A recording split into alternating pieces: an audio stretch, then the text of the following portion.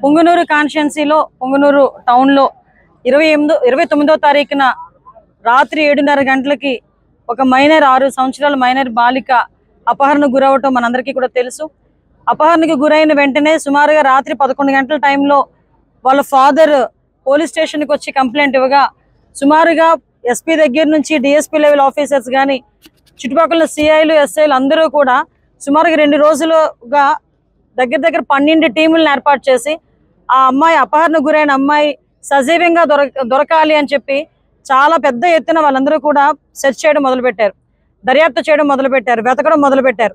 దురదృష్టవశాత్తు 2వ తారీఖున ఉదయం ఇక్కడ మనకి స్టోరేజ్ ట్యాంక్లోని ఆ అమ్మాయి శవమై తేలటం అన్నది నిజంగా చాలా బాధాకరమైన విషయం. నిజంగా ఒక తల్లిదండ్రులకి తీరని శోకం అది. ఆ తల్లిదండ్రులకే కాదండి, చుట్టుపక్కల ఉన్న వాళ్ళు ఎవరైనా, మానవత్వం ఉన్న వాళ్ళు ఎవరైనా కూడా అటువంటి సంఘటనల్ని మనం ఎట్టి పరిస్థితుల్లోనే సపోర్ట్ చేయాల్సిన అవసరం లేదు. ప్రతి ఒక్కరు కూడా బాధపడే పరిస్థితి ఈరోజు మనకు కనిపించింది. అల్లారు ముద్దుగా పెంచుకున్న 6 సంవత్సరాల పిల్ల బయట ఆడుకుంటా ఉంటే సడన్ గా శవమై తేలి 2 రోజుల తర్వాత ఇంటికి వచ్చిందంటే ఆ తల్లిది కానీ తండ్రి కానీ నిజంగా పడ్డ బాధ వర్ణనాతీతం. అటువంటి సందర్భంలో మేమందరం కూడా, ఎందుకంటే అమ్మాయి సజీవంగా దొరకాలి అని చెప్పి పోలీస్ డిపార్ట్మెంట్ దగ్గర నుంచి ఇక్కడ రాజకీయ నాయకులు కానీ, ఇక్కడ ఇన్ఛార్జి గారు కానీ, లోకల్ మంత్రి గారు కానీ అందరూ కూడా పర్టికులర్ గా డిపార్ట్మెంట్ మీద ప్రెజర్ పెట్టి డిపార్ట్మెంట్ కూడా ఎన్ని రకాలుగా సపోర్ట్ చేశారంటే దగ్గర టవర్ డంప్ తీసుకొస్తే 2800 ఫోన్ కాల్స్ టవర్ డంప్ లో దొరికినాయి. ఆ 2800 ఫోన్ కాల్స్ ని కూడా దగ్గర 10 టీములు సపోర్ట్ చేసినాయి. ఎందుకు ఈ విషయాలన్నీ క్లియర్ గా చెప్తున్నానంటే చాలా ఈజీగా గవర్నమెంట్ మీద ఒక అపవాదం వేయడం బాగా అలవాటు అయిపోయింది. లేదు అనుకుంటే డిపార్ట్మెంట్ మీద ఏదో ఒక రకంగా మాట్లాడడం అలవాటు అయిపోయింది.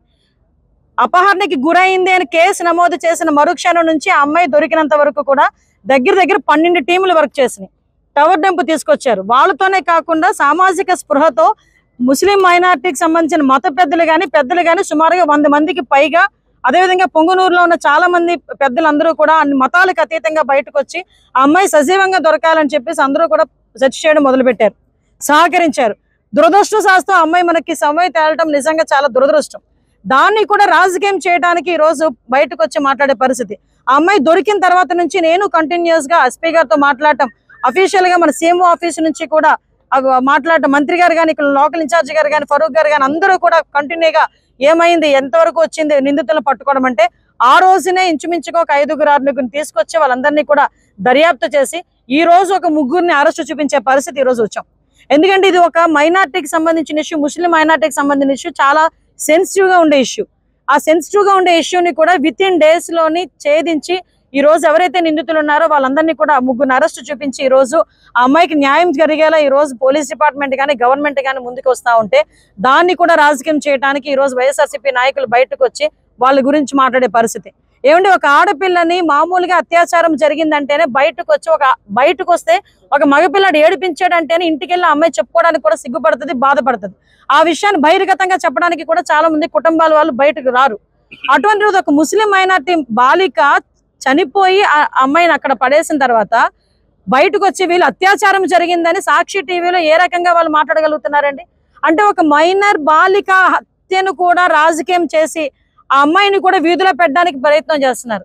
నేను ఇంత మాట్లాడుతున్నాను కానీ బాలికనే మాట్లాడుతున్నాను కానీ అమ్మాయి పేరుని ఎక్కడ కూడా మేము బయట ప్రస్తావించట్లే.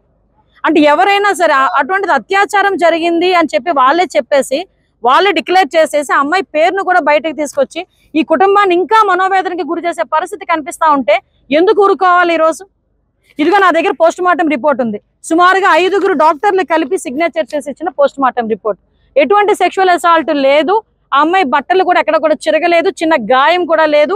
ఆ అమ్మాయిని చంపిన తర్వాతనే నేలలో పడవేయడం జరిగింది అని చెప్పి క్లియర్ గా ఒక పోస్ట్ మార్టం రిపోర్ట్ ఇస్తే దాన్ని కూడా అంటే వీళ్ళేదో పెద్ద డాక్టర్ లాగా, వీళ్ళేదో పెద్ద లాయర్ లాగా, వీళ్ళేదో చంపేశారు, వీళ్ళేదో 4 కలిపి అత్యాచారం చేశారు, 4 రోజులు తర్వాత అమ్మాయి బయటకు వచ్చింది. ఎందుకండి అబద్ధాలు ఆడాల్సిన అవసరం? ఒక మైనారిటీకి సంబంధించిన ఒక బాలిక తాలూకా చావును కూడా రాజకీయం చేయడానికి చూస్తున్నారంటే వీళ్ళు ఏ రకంగా ఆలోచించాలో ఒకసారి అర్థం చేసుకోండి. నేను ఒకటే అడుగుతున్నా, నేను వచ్చేటప్పుడు 2-3 ప్రెస్ మీట్లు చూసా, జగన్మోహన్ రెడ్డి వస్తున్నాడు. అరే అయ్యాం రా అయ్యా, నువ్వు వద్దని చెప్పట్లేదు, రాజకీయం చేయమాక. నీ హయాంలో సుమారుగా కొన్ని 100 మందికి అత్యాచారాలు జరిగినాయి. నీ సొంత కాన్షియన్సీ పులివెందుల కాన్స్టిట్యున్సీలోనే నాగమ్మ ఒక ఆవిడని చంపేస్తే, అతి క్రూరంగా చంపేస్తే మేమందరం వెళ్తే ఆ రోజు మా మీద అట్రాసిటీ కేసులు పెట్టావు. ఈ రోజు వరకు దాని అతిగతి లేదు. నీ సొంత నియోజకవర్గం, నువ్వు వింటున్న ఇంటి దగ్గరలోనే ఒక వెంకటరెడ్డి అనే ఒక అమ్మాయిని సామూహిక అత్యాచారం చేస్తే ఈ రోజు వరకు పట్టుకునే దాఖలాలు కనిపించలేదు 5 సంవత్సరాలు. వాళ్ళు అప్పుడు మాట్లాడరు, ఇప్పుడు మాట్లాడడానికి ప్రయత్నం చేస్తారు. అదే ప్రజలు కూడా నేను విజ్ఞప్తి చేసేది ఏంటంటే, ఇలాంటి మాటలు నమ్మకండి.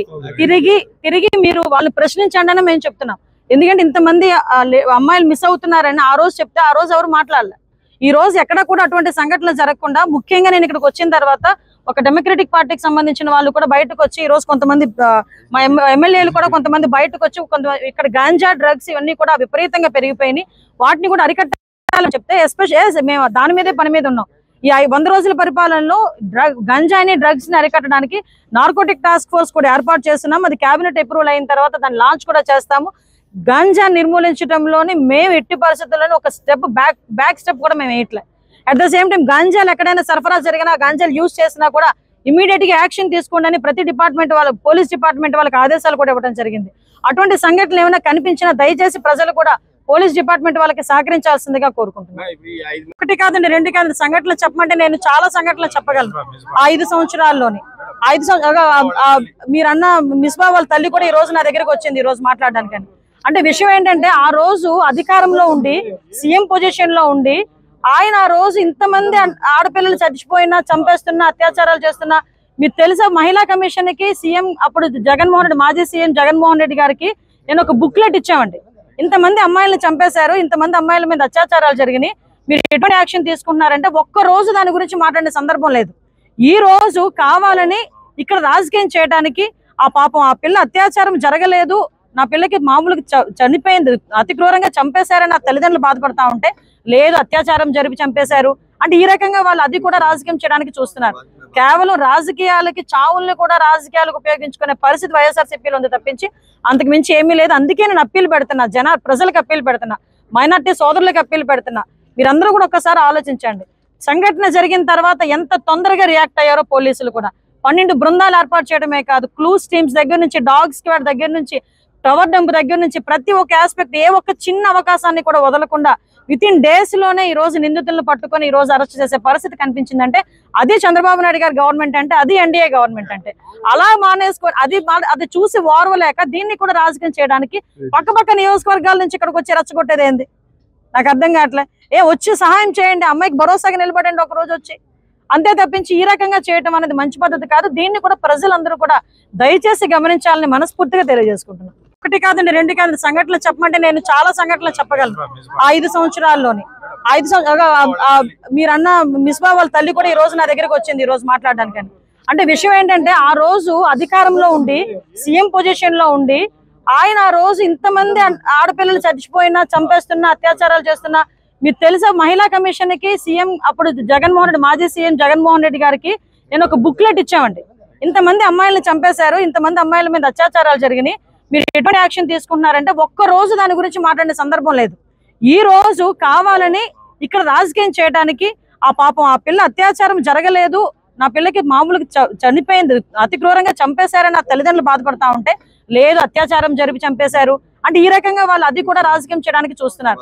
కేవలం రాజకీయాలకి, చావుల్ని కూడా రాజకీయాలకు ఉపయోగించుకునే పరిస్థితి వైఎస్ఆర్సీపీలో ఉంది తప్పించి అంతకు మించి ఏమీ లేదు. అందుకే నేను అప్పీల్ పెడుతున్నా, ప్రజలకు అప్పీల్ పెడుతున్నా, మైనార్టీ సోదరులకు అప్పీల్ పెడుతున్నా. మీరందరూ కూడా ఒక్కసారి ఆలోచించండి. సంఘటన జరిగిన తర్వాత ఎంత తొందరగా రియాక్ట్ అయ్యారో పోలీసులు కూడా.